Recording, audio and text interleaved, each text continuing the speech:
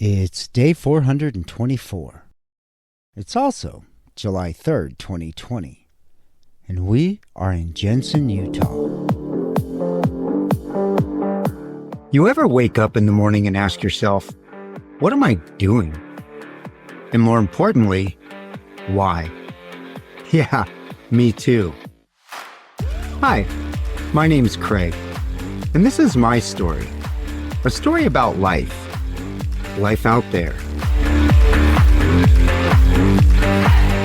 For visuals while listening, search Life Out There on your favorite social media platform or use the links in the podcast description.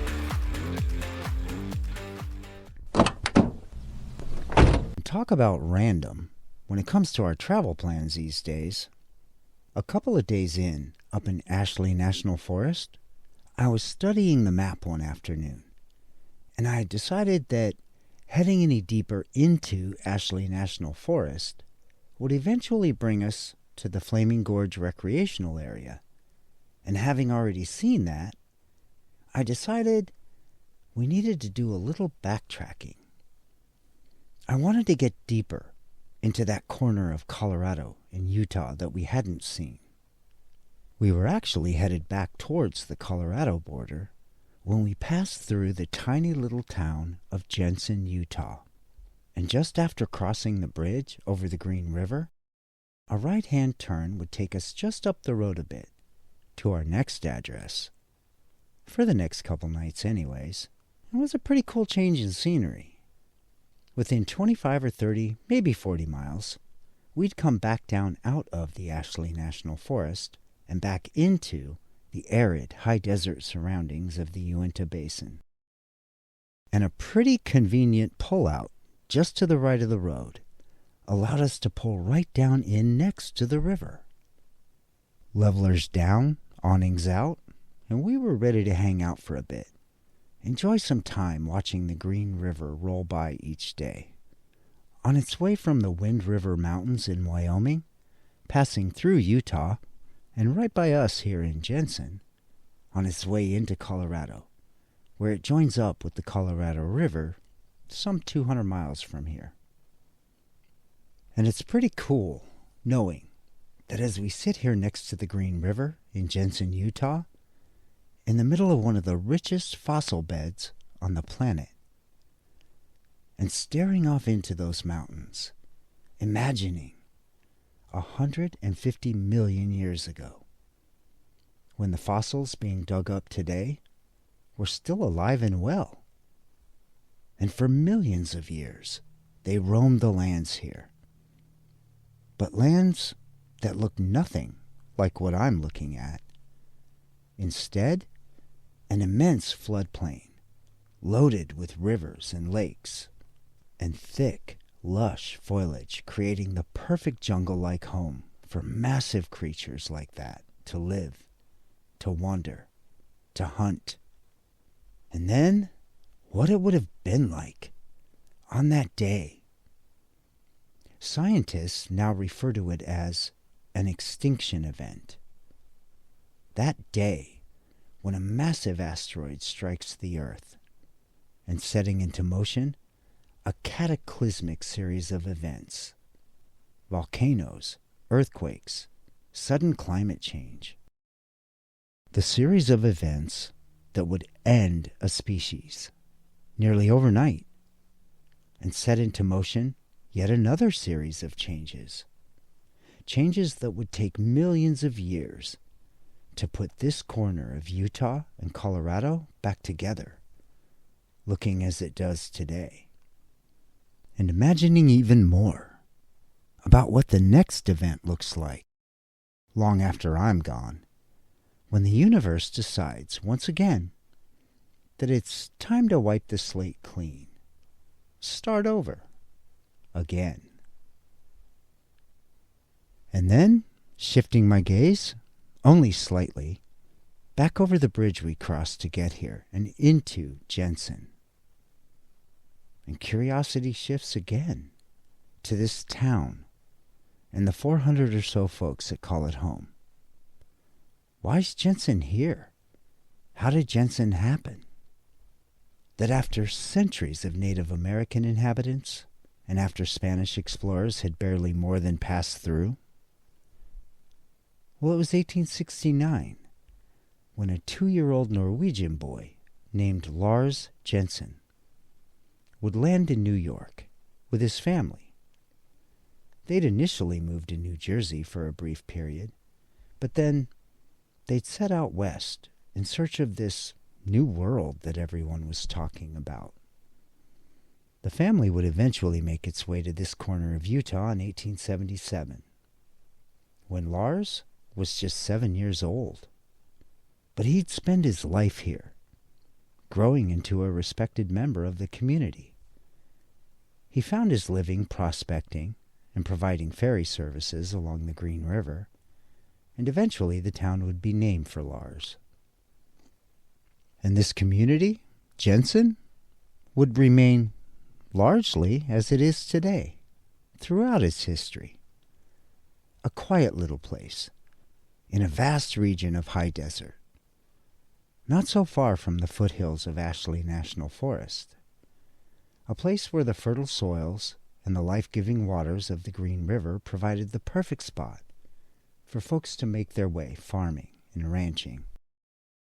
And mining would pop in here and there, adding to the community's economy, and later, a rail line connecting Grand Junction, Colorado, and Salt Lake City would pass by within just a few miles of the town, providing even greater access to bigger towns, if they needed it, which it didn't appear was often. For the most part, what they didn't have here, they could get just 13 miles up that dusty trail west to Vernal. And if they hustled, they could likely do the round trip, all 26 miles, in a single day. Today, yeah, a lot's changed, of course, but a lot hasn't. It's still a quiet community along the banks of the Green River. Some still farm and ranch. Others, well, they hop in the car and commute to Vernal or Roosevelt, returning home each night to their quiet spot along this Green River. More adventuresome may trek a bit further to places like Price, Utah, or even Green River and Rock Springs, Wyoming. Maybe for work, or maybe just some shopping or fun when the itch for the big city strikes. And by big city, I guess we mean the 25,000 or so folks that can be found in Rock Springs. That's about as big as it gets around here. And of course, woven into the town's past is the Dinosaur National Monument. A paleontologist would discover the first fossils in the area in 1909, and by 1915, the Dinosaur National Monument had been established, protecting and preserving over 210,000 acres of those fossil-rich mountains. The monument would grow to include multiple exhibitions and museums, and Jensen plays host to the Utah entrance to the monument, just 21 miles up the road from Dinosaur, and the Colorado entrance to the monument. The boys and I parked ourselves outside one morning after breakfast, watching, waving, as fishermen and rafters and those folks on inner tubes floated by. And I suddenly remembered salt houses. That term I'd read back there in the Ashley National Forest, a term that would come up again here in Jensen. And before I knew it, I was being reminded of a time before refrigeration, freezers, the high-tech canning mechanisms we have today, before electricity even. Well, folks, they had to figure out a way to preserve foods using centuries-old methods, drying and curing their meats in particular. And salt was a critical element in that process. And, by the way, that more than explained why it was during these times when the expression "worth your salt" was born. This was a time when salt could literally be worth more than gold. And reading that over 5,000 years ago, Ancient Egyptian civilizations had figured out food preservation methods using salt. They had learned that applying salt to their meats and some vegetables would help to speed up the dehydration of the food, removing the risk of bacteria and rotting.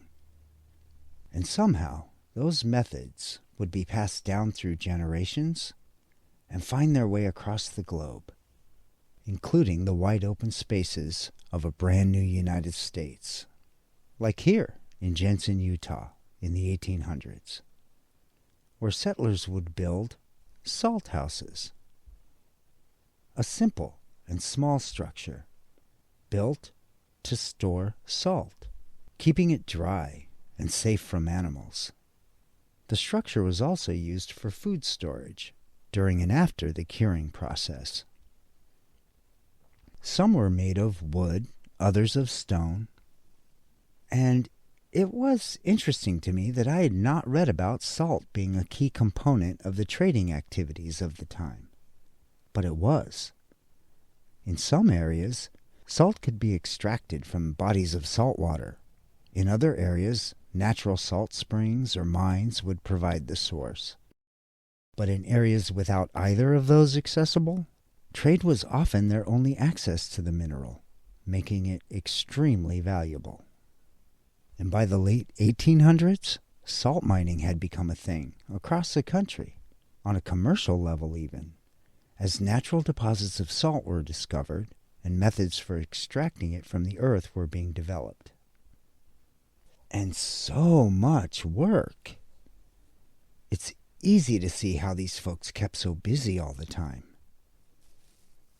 I imagined a life in the 1800s as I read through how the slaughter of a single animal could lead to the next 2 or 3 weeks of your life, if your plan was to have meat in the salt house for winter.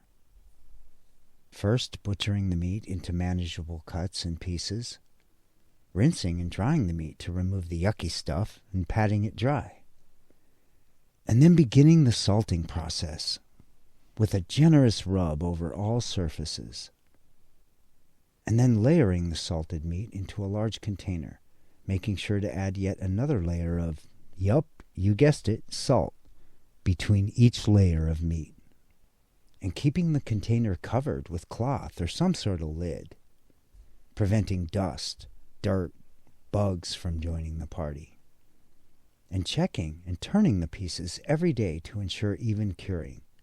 And this goes on for a week or so, before allowing it to rest for another week. And then, at the end of those couple weeks, a final rinse, patting it dry again, and hanging it in a cool, dry place. You know, like a salt house. And then, sanitizing the salt for reuse. This stuff is valuable, you know, so you gotta boil it down carefully, and then allow evaporation back to salt crystals, so you're ready for round 2, or 10, I guess, depending on the size of the tribe you're feeding for the winter. But then, winter, I thought, in Jensen, Utah? You kinda already got that ready-made built-in freezer outside, don't you? So, maybe save yourself some salt if you hunt then? Man, probably gonna give that little process a thought or two the next time I pull a steak out of that grocery bag and throw it in the freezer. And then, the news. And yup, headline of the day on every network, COVID-19. Good evening, everyone. I'm Major Garrett in Washington. We are barreling toward a milestone in our country's battle against coronavirus, one where controlling viral spread may be beyond our current capabilities. Former FDA Commissioner Scott Gottlieb said on Face the Nation this morning, we can expect about 60,000 new infections each day this week. Now, mortality rates have been trending down for weeks due to improved treatment and protections for the vulnerable, but there are no guarantees. Some estimates point to as many as 160,000 U.S. deaths by month's end. As of this holiday weekend, the death toll is just over 129,500.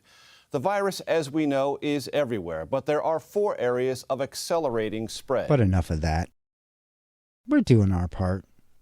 Social distancing for sure. We'll hang out here. Not sure how long.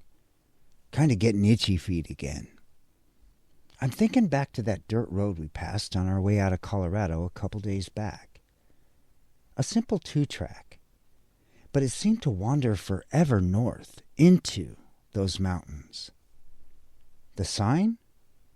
It read Miners Draw Road. And a name like that's gotta have a story, right? I wonder what we'll learn there. Turns out, this thing called life comes with a lot of rules. Maybe it's time to break a few. Because you can. No, seriously, you can.